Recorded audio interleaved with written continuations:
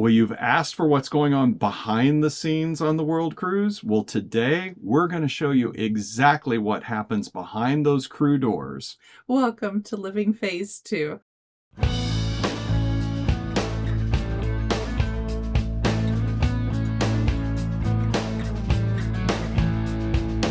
Hi, I'm Mike.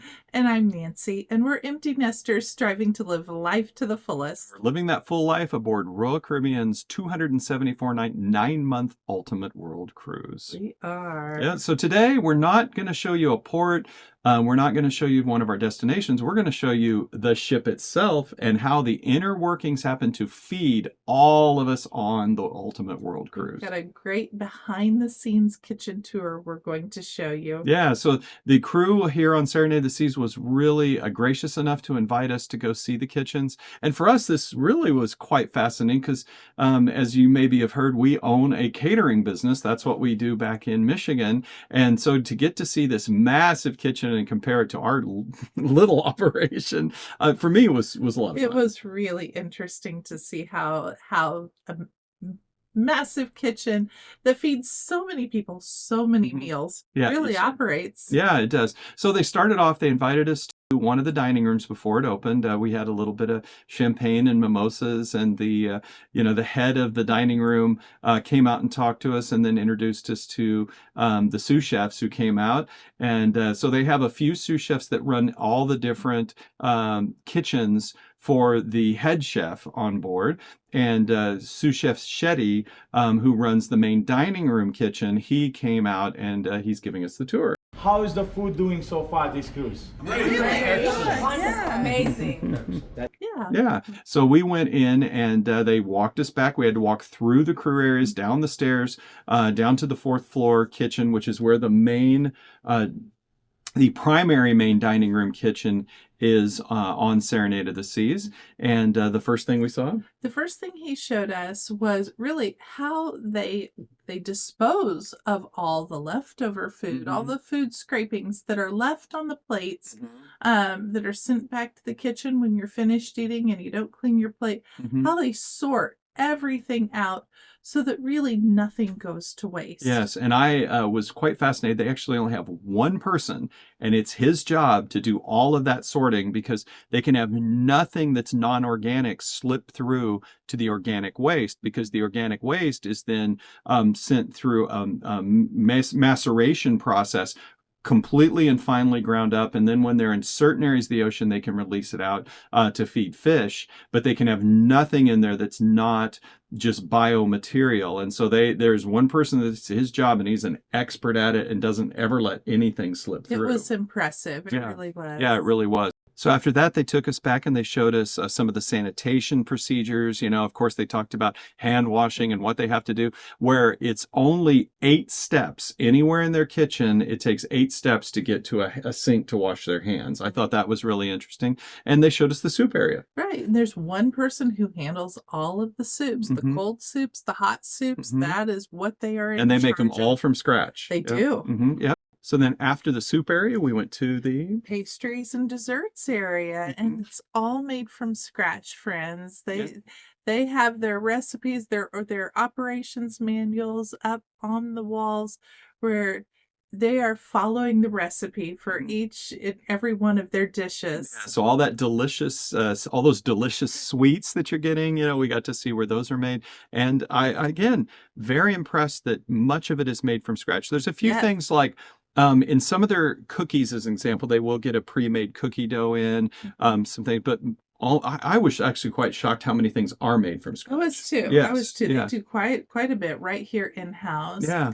So the next thing we got to is now one of the most important areas, which is called the hotline. Right. That was fascinating to see here. Yeah. So what they'll do is they put together a hot plate, and as everyone knows, when you're doing a large cafeteria style, I mean, I kind of almost hate to use that word, but a large amount of serving, they line up a hotline. And so all that comes out, it's sitting up there ready for the waiters to take. Now, that said, if they have a special order, like things like steaks, right? The waiter will come in and he'll say, well, I need a steak that's rare. They cook it right then, and the waiter takes it. They don't let that sit on the hotline because that can change the temperature of the steak. Right, hmm right. Yeah. But yeah, quite an operation when you look at how large that hotline is. Yeah. Right. And while we're talking about preparing all of that, I mean, dietary restrictions are a very important thing. I mean, that we think about in Mhm. our business, and they especially think about it with the number of people. I hmm think they've got, oh, what do you say, about 160 hmm different dietary restrictions, either hmm allergies or intolerances to hmm different foods. And so all that they have to do to accommodate each and every person hmm for And the they have certain restrictions. special kitchens and certain areas of the kitchen where they have to work on Mhm, those. So, example, when you have gluten free, they have a whole separate area mhm. to just work to make sure that anybody that had celiac, as an example, didn't get Right, get right. impacted by that. But yeah, the hotline was really quite amazing. I also found it was interesting that in the kitchen, they have a rule that the waiters cannot be in the kitchen longer than 3 minutes. So it's a goal, maybe more than a rule, but they want the waiters to come in, get what they need, and cycle out so the next waiter can come in. They really don't want them, hanging around in the kitchen. And really, the waiters don't want to be there because they want to be getting the food for all those hungry cruise ship passengers and getting it back out. Following the hotline area, we went to see the salad station and Mhm. all the salads that Yeah. are made. Some salads are they're able to make in advance. Others they make to order. For Mhm. instance, the Caesar salads, they don't start making those until they're actually ordered because they don't want the lettuce to get soggy, and, and they Yep. want everything to be fresh, tasty, crisp when it's supposed to be crisp. Right. All the goodness. Mhm. And in fact, it's interesting. There are some things your waiter actually does prepare. So, as an example, the soups, Mhm. they have those in a hot well, and the your waiter scoops the soup up, and then if there's any garnishments, things like that, the waiter puts those together. Right. And then, like Nancy said, there's some of those salads the waiter will prepare. Others are pre-made, and they're all kept chilled in coolers, ready to go when your waiter comes in to grab them. And it just depends on what makes more sense for that Right. salad that day. Right. Yeah. And So after that, so we Mhm. were down on the fourth floor kitchen. Our on Serenade of the Seas here, the main dining room has two levels. There's Mhm. one dining room on the fourth floor and one on the fifth floor. So we next went upstairs to the fifth floor kitchen, Mhm. which is somewhat of a mirror of the Mhm. fourth floor kitchen. The hot Mhm. lines and all of Mhm. that is the same, but there are a few differences here. Mhm. One of the first things that is they make all of the sandwiches on the fifth floor kitchen, and there Mhm. is one man who makes all of the sandwiches for the whole day. Yeah, so if you go to the Park Cafe, if you go to Latitudes, any place that's having pre-made sandwiches, The um, Windjammer. yep, the Windjammer. They make them all right there, and then they distribute them out to the different areas. Speaking of that, there's so many food venues, such as we mentioned the Park Cafe. In those cases, those will have what they call a pantry. So that's a mini kitchen where they can keep food there, either cold or hot, or do some small amount of preparation there. But the Windjammer, the main dining room, the specialty restaurants like Giovanni's, Chops, Izumi, they all have their own dedicated kitchens. Yes, they do. Yeah. Now, the chef's table we actually mentioned, I think at one point, they do share a kitchen with Giovanni's because the chef's table is a one meal and it's a very irregular meal. So they do share that kitchen there. But all of them have their own kitchens, their own staff to take care of everyone in those different venues. So going back to the fifth floor kitchen, another unique area in this place in on this level is a room service area. Mhm. Or Yeah. an area that's dedicated specifically for room service. Right. And so So, they gather everything mhm. up in this. It's kind of their staging area for all the food to go out to all the rooms. Right. So because the room service does have a particular menu, so that kitchen works those items. Now we're very fortunate, and it's very unusual for the Ultimate World Cruise because we're full world cruisers.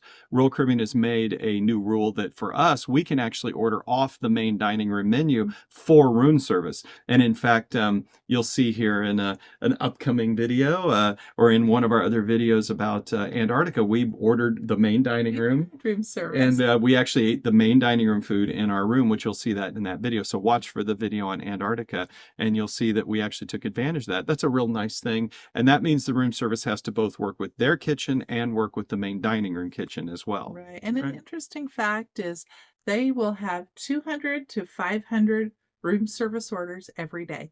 Right, exactly. And so they have to get that all there, and their goal is to get that room service order processed and out within 10 minutes. The next area that we saw was the bakery.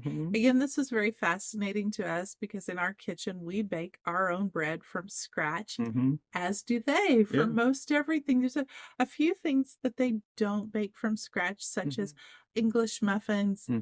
Sometimes the croissants, they will get those in frozen, but they have the ability to make the croissants should they need and to. English muffins. In fact, that's happened on this ship where, you know, they ran out. They ran out, and so they actually baked their own English muffins. They have a lot of skill and a lot of capability there. They really do. I was very fascinated by some of the equipment they had, especially you know, if you've been on a cruise, you know, you sit down in the main dining room and those rolls show right up there. Well, they bake all those rolls from scratch, and if you know about cooking rolls, you have to, it's a lot of work to roll those. They have a machine that does it. They do. It makes 36 rolls every 6 seconds, which is absolutely amazing.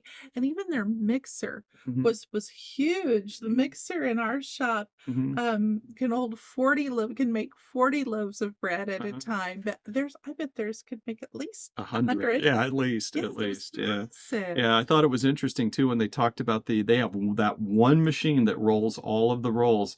And Shetty the sous chef said, this is the machine he prays every day, never breaks down. And they demonstrated it for us, that you can see it here.